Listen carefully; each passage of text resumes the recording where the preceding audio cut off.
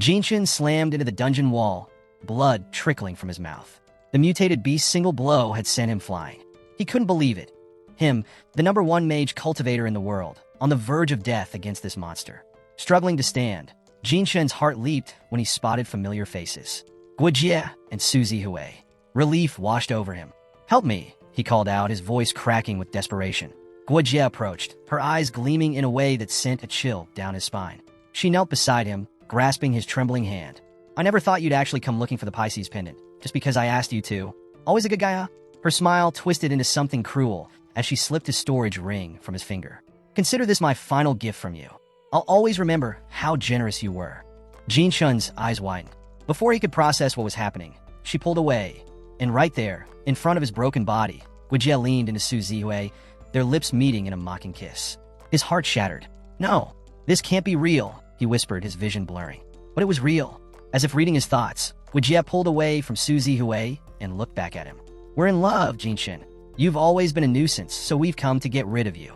Pain and betrayal overwhelmed him, a wave of agony far worse than his physical injuries. These two, the people he trusted more than anyone, had turned on him. With that, the darkness took him. But just as his consciousness faded, something unexpected stirred around his neck. The Pisces pendant. A rush of energy surged through him, forcing his spirit back into his body. The next thing he knew, Jinshin's eyes shot open to the blaring sound of an alarm. He slapped the clock off with a groan. "What the?" His breath caught as he glanced around. He was in a dorm room, his dorm room, back at university. "What? How am I still alive? I was killed by the torch dragon," his heart pounded. He quickly checked the date. August 7th, 2040. The day before the start of the game, 10 years ago. Realization hit him like a lightning strike. "I've been reborn?" Memories flooded back. There was a rumor in the 8 Wastelands. The supreme divine artifact, the Pisces pendant, could revive its wearer. He never believed it, but the pendant, he had kept it around his neck instead of in his storage ring. That decision saved his life. If Guojie had taken it with the rest of his treasures, he would be dead for good. His fist clenched. He had loved Guojie for 10 years. He had trusted Suzy Hui like a brother. And in return, they had stolen everything from him. His wealth, his treasures, and left him to die. But not this time. The heavens had given him a second chance. And he swore they would feel the same betrayal, tenfold. Jinshin's eyes hardened. "This time, I'll make you both pay." Jinshin sat on the edge of his bed, still processing his rebirth, when his phone buzzed. Miss Frenzy flashed across the screen. He answered with a smirk. "Long time no see, Miss Frenzy." "Long time no see, my ass," she shot back. "We had hot pot together yesterday."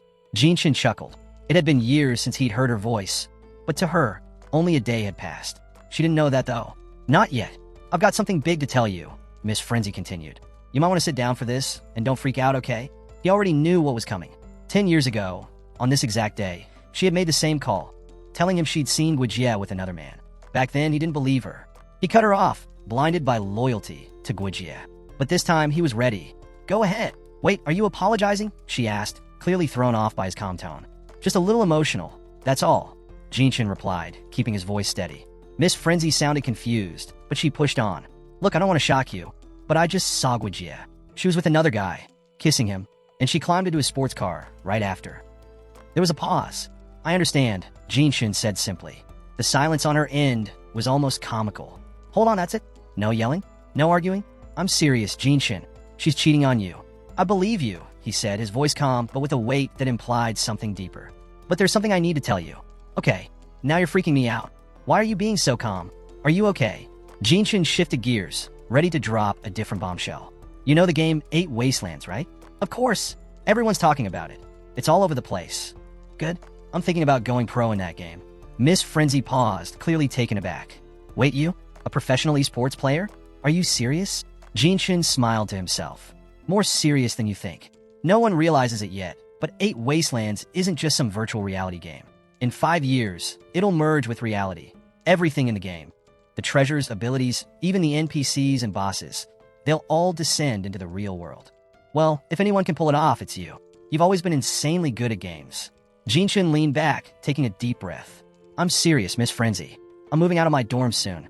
I'll rent a place and devote myself entirely to the game." Miss Frenzy was quiet for a moment, clearly surprised. "You're really okay? Aren't you? I was worried after, the whole cheating thing." Jinshin smiled faintly. "Yeah, I'm fine. Thanks for the support." As she was about to hang up, he quickly interrupted. "Wait, don't hang up yet. Why? She asked, sounding confused. He hesitated, glancing at his billing records. I went over my limit yesterday. I kinda need a favor. I maxed out my account. Think you could lend me some cash? Miss Frenzy immediately shut him down. No way. I'm broke too. Thanks to you spending a fortune on that fancy gift for Guijie yesterday.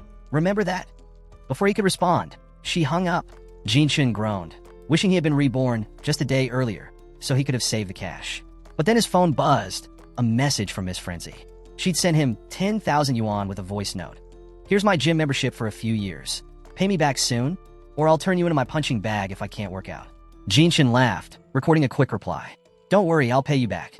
Promise. Night fell, and Jinchun sat in front of his screen, watching the clock. 1 second to midnight. He clenched his fist, excitement pulsing through him. This is it. As the clock struck midnight, the ring on his hand activated, glowing softly. He raised it to his eyes, feeling the familiar rush as the game's system synced with him. Moments later, he was logged into the game, 8 Wastelands. Finally, after 10 long years, he had returned to the place where his journey began. Jinchun materialized in the beginner's area. Around him, players marveled at the beauty of the AI avatar that welcomed them. But Jinchun wasn't fooled. He knew the AI wasn't just some simple guide. It was the first real challenge. I've learned my lesson. This time, I'm prepared. While most players were captivated by the AI avatar's beauty, with some openly declaring their desire to make her their in-game wife, Jinchun could only shake his head in disappointment. Idiots, he thought, watching as their improper comments grew louder. Lady Nuwa isn't someone you can joke about like that. The noise escalated, and suddenly, Nuwa's serene expression shifted. Without warning, she raised her hand, and a portal appeared beneath the rowdiest players. They were sucked in before they could react, vanishing in a swirl of light. Panic spread among the others. They never thought an NPC could get angry. Jinchun mused unfazed. He knew exactly where that portal led. If they were lucky, they'd face mere confinement. If not, their attributes would be permanently reduced. Approaching Nuwa with a respectful nod, Jinchun bowed slightly. Sister Nuwa, he greeted politely. His actions were a stark contrast to the chaos around him. Nuwa's eyes softened, pleased by his demeanor. Do you truly wish to step onto the path of cultivation and become an immortal? She asked. Jinchun smiled, answering with confidence. Yes, my name is Jinchun, and I humbly request your blessing on this path. Nuwa considered him for a moment, then nodded. Very well, mortal. I shall bestow upon you a good fate. Jinchun's heart raced. A new innate talent. In his previous life, his talent, business prodigy, had been more of a burden than a blessing. Sure, it gave him a 10% discount on purchases, but it became useless later in the game. He braced himself, half expecting to receive the same lackluster talent again. But as the familiar system notification appeared, his eyes widened in shock. Innate talent. Alter fate. Jinchun's breath caught in his throat as the details unfolded before him. This is different. The talent came with 3 abilities. 1. Born against heaven's will. His innate attributes would all be maxed out instantly, but with a cost. Each time he died, his attributes would decrease by 10%. 2. Against heaven's law. After breaking through to a new realm, his attributes would be doubled. However, it came with a steep price. He would have to face a heavenly tribulation, and if he failed, his soul would be erased. 3. Luck against heaven's will. With every breakthrough, he would receive a random new talent as a reward. But there was a catch. Each realm breakthrough would require him to meet a heavenly great condition. Jinchun stared in shock at his new talent, Alter Fate. It was undeniably powerful, but equally dangerous. The greater the risks, the better the rewards, he thought, steeling himself for the challenges ahead. Nuwa then prompted him.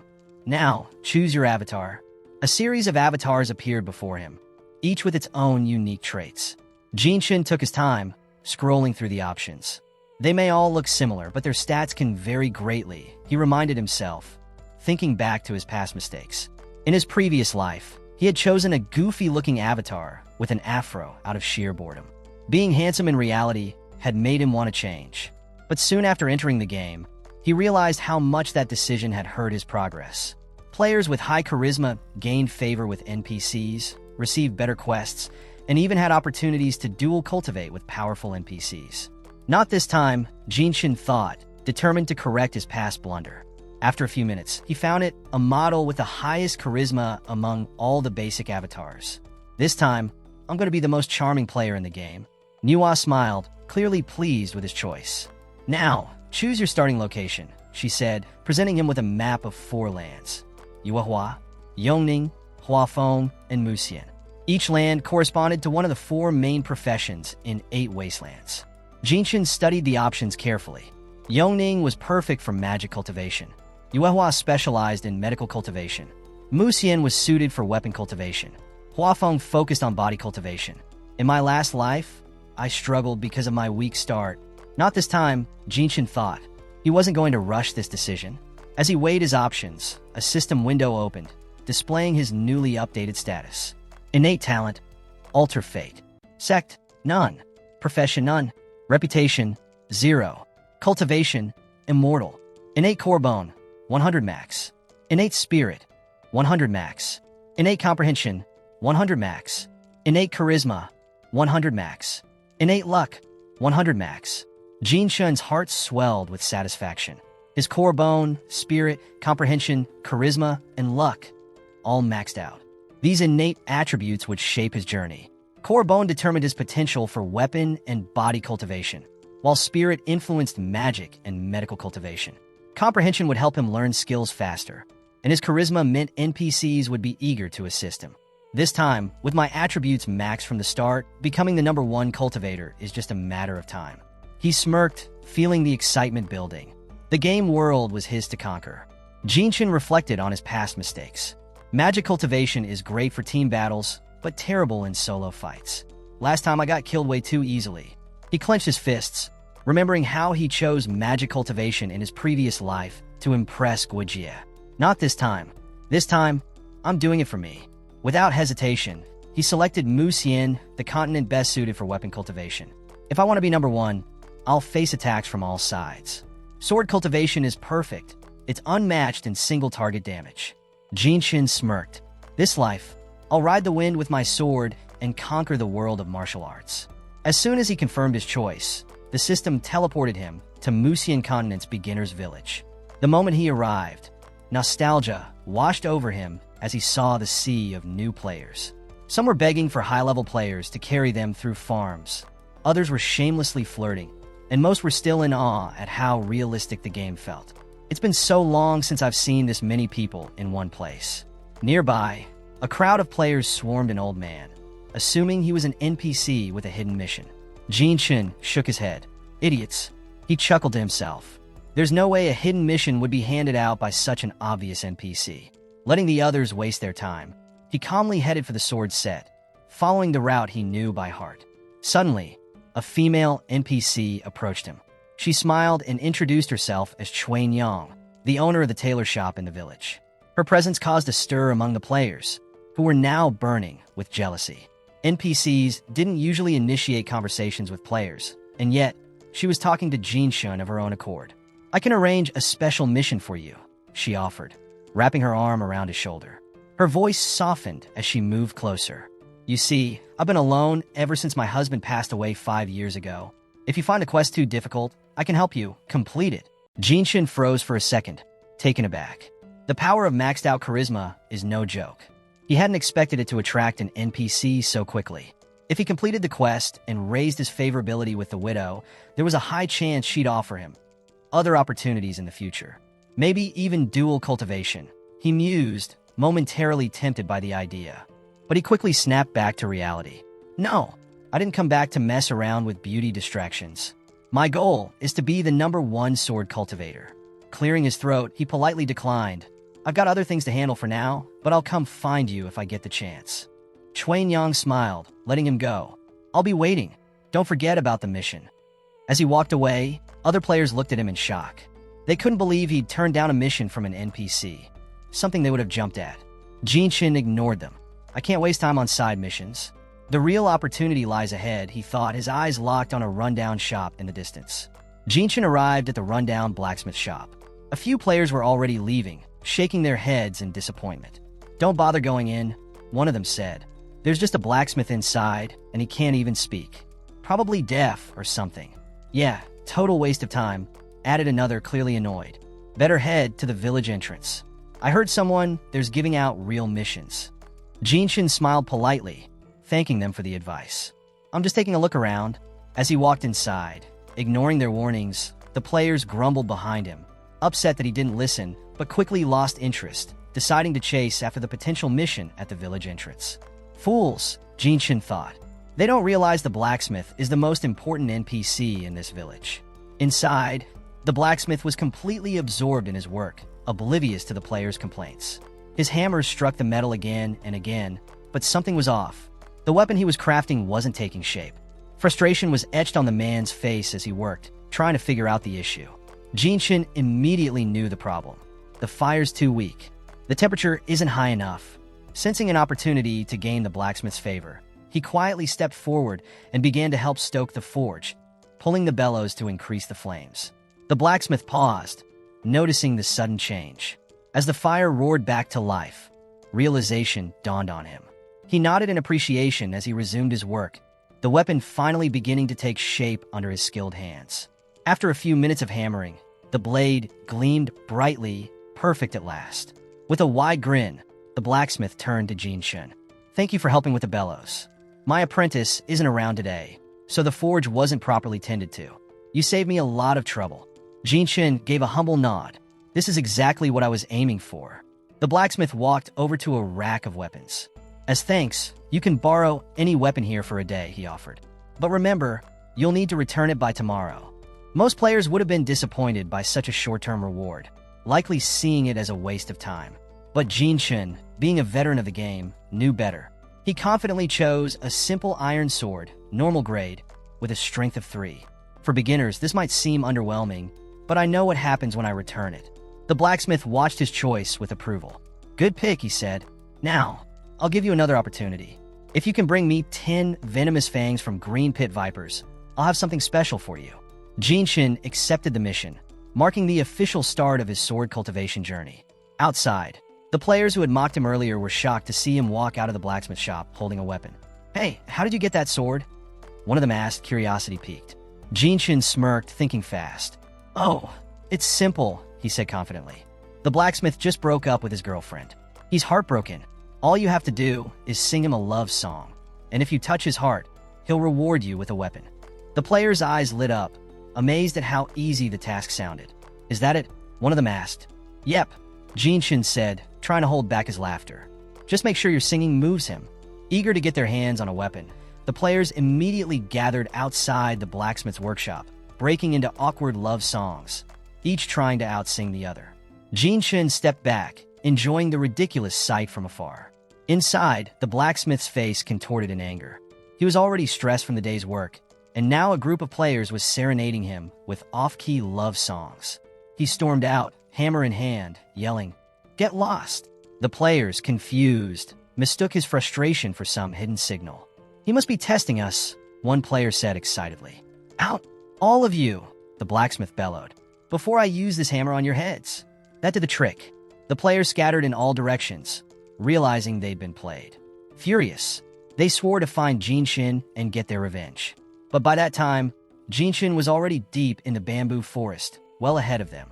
As Jinshin navigated the dense woods, he stayed alert, knowing the green pit vipers could strike at any moment. Sure enough, one suddenly lunged from the shadows, but Jinshin's reflexes kicked in. With a swift swing of his sword, the snake was taken down in a single blow. His cultivation increased by 3, and to his surprise, the viper dropped several items: a normal-grade green viper bow, a viper sword, and a snakeskin storage bag. Is this because of my maxed-out luck? He wondered, knowing that the game's equipment drop rate was notoriously low. He shrugged it off and continued hunting, curious to see how much more loot he could gather. By the time he finished clearing the snake-infested forest, Jinshin had a bag full of equipment, far more than he expected. Apart from the 10 venomous fangs he needed for the mission, he had collected over 100 poisonous arrows and a significant amount of copper coins. Satisfied with his haul, Jinshin headed back to the village. Upon reaching the blacksmith shop, he handed over the 10 venomous fangs. The blacksmith inspected them and nodded approvingly. "Good quality. You've done well," he said, reaching into a drawer. "Here, as promised." He handed Jinshin a sealed envelope. "This is it?" Jinshin thought excitedly.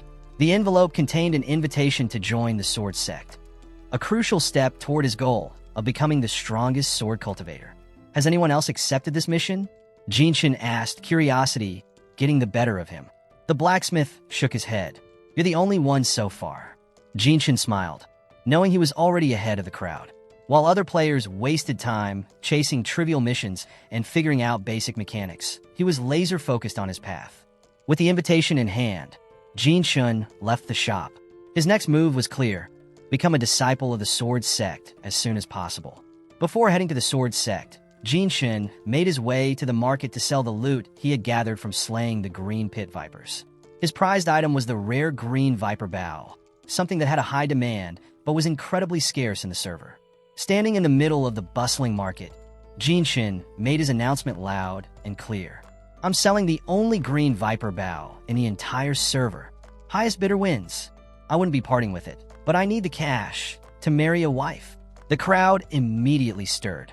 Players from all over the area rushed in, eager to grab this rare item.